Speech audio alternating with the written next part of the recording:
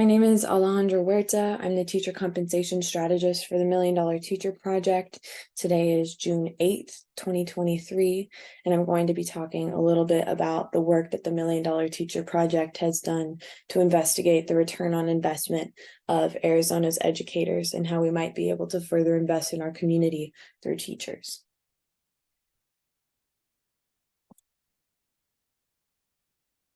We began this research with the question, what could the community health, economic, and social benefits be if higher teacher compensation was implemented in the state of Arizona?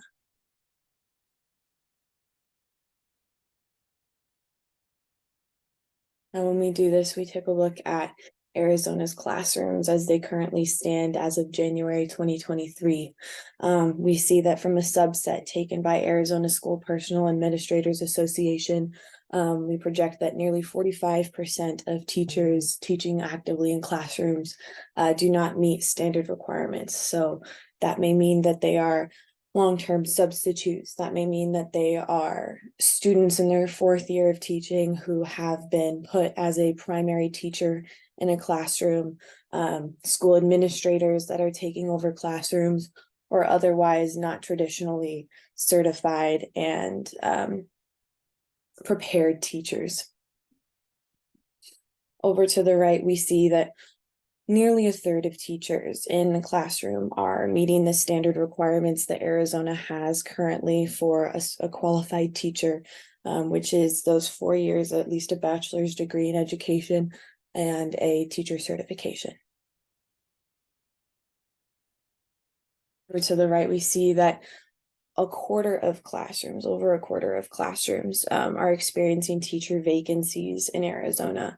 And those are largely affecting students because they are being either mushed into other classrooms. So we're raising the amount of pupils per teacher as a result of this. In Arizona, it's important to consider these facts because nearly 75% of Arizona's schools are designated Title I schools. And we see that according to the Arizona Department of Education, as of 2021, almost 70% of the substitute teacher population are used in Title I schools, which are already demographically predisposed to not have as much support in their communities.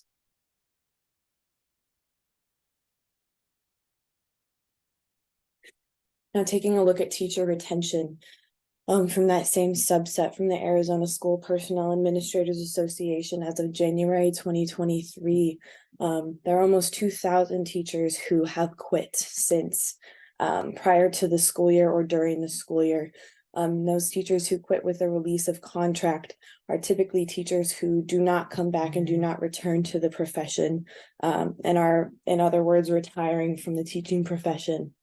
This is important to consider because we see that majority of the teachers who are quitting in those droves are traditionally certified and qualified to teach in Arizona classrooms and are the kind of teachers that we would like to maintain and retain in these situations.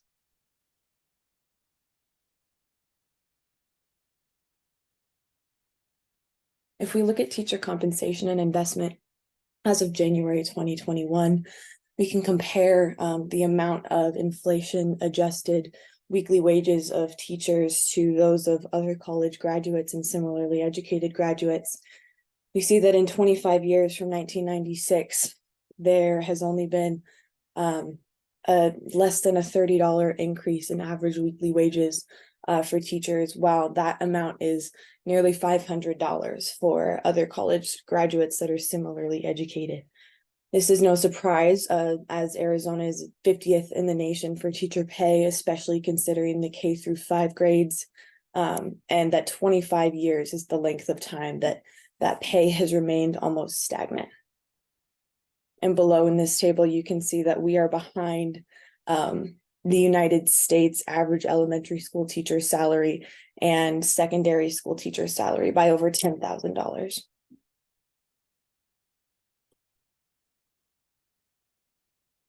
As we look at this ROI and we look at the investment, which is teachers, and the return, which is economic opportunity for students, community health, and educational outcomes for students, we can take a bigger look into seeing what the actual returns are of these investments.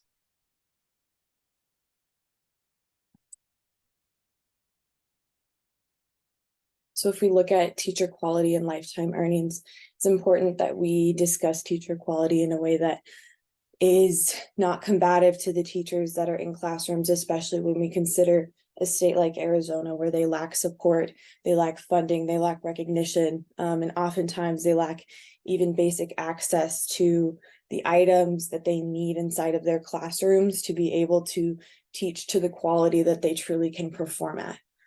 So this article from 2010 holds that teacher quality and classroom size can directly impact student lifetime earnings.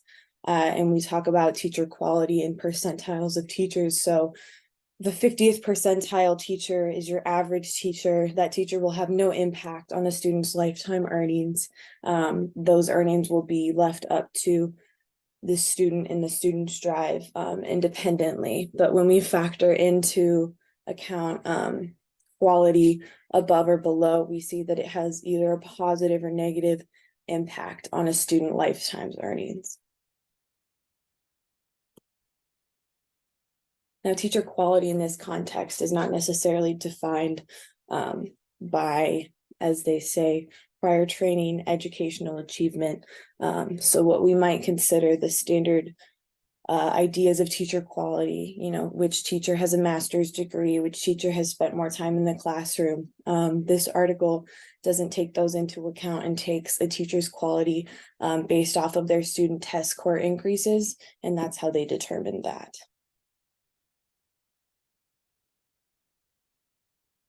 If we look at the impact of teacher quality on kindergarten achievement, you can see from an October 2014 study from the University College in London that early literacy is improved when institutions make a financial investment to hire qualified teachers. So we see a 1 standard deviation in teacher quality increase leads to a 0.13 standard deviation increase in language learning and language literacy for students, a 0.11 standard deviation increase in math literacy, and a 0.07 standard deviation increase in overall executive function for students under grade 3.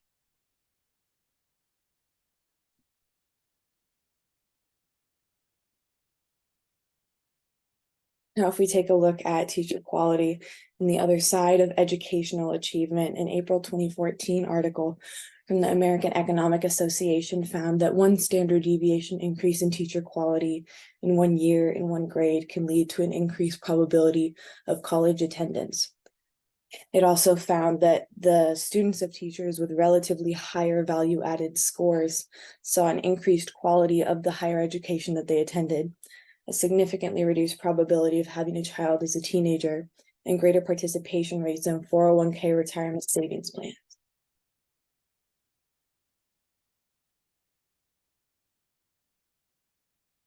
Now, if we try to conflate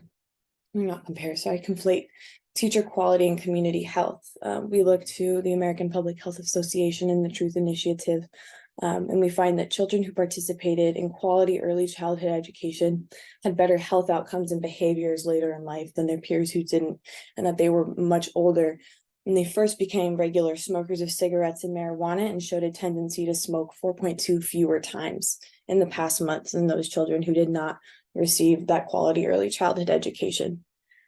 Now, these statistics might seem more like behavioral statistics, but if we look at the cost to Arizona of smoking-related healthcare costs and smoking-related losses in productivity, the state of Arizona has spent over $4 billion in 2021 on these smoking-related causes. So we can see the connection between education, health, and the amount of money that the state of Arizona will shell out for the back end of that health. If we redefine investment, if we see and we note that teacher quality does in fact have an impact on students and does have an impact on their lifetime earnings, on their community health, etc., we can look at how we might be able to redefine and redistribute that investment.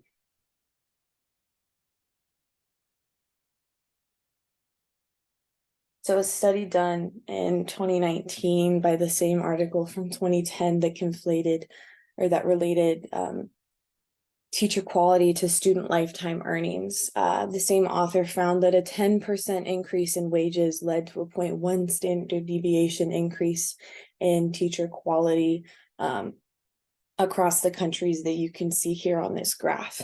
You'll notice that the United States is near the bottom, with a lower teacher wage premium and lower student performances in math and reading, whereas Ireland is near the top end of that with a higher teacher wage premium and better student performance. There's a couple of reasons why paying teachers more works, especially in Arizona. If we consider that a lot of teachers don't have access to adequate classroom supplies or affordable living near the communities that they serve and are able to connect to, we can see how paying teachers more would be able to bridge those gaps.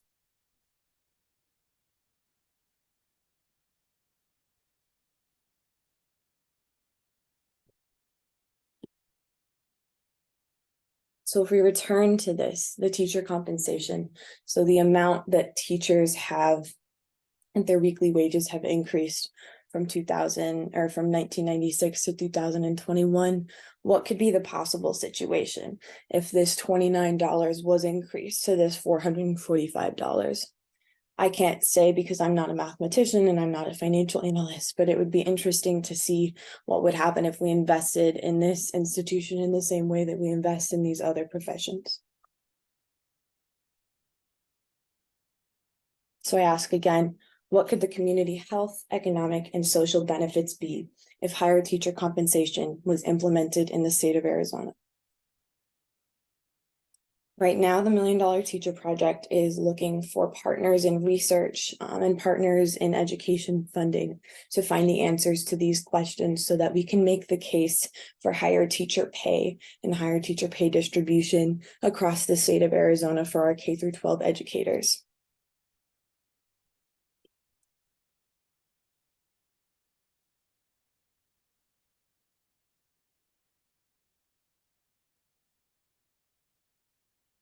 One way that we can make an impact is with the In Teachers We Trust Endowment Fund.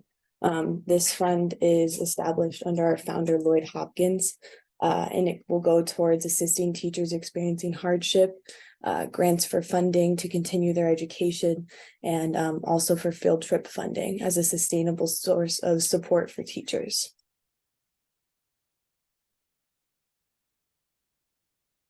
Our goal is to reach $10 million before we begin awarding out funds.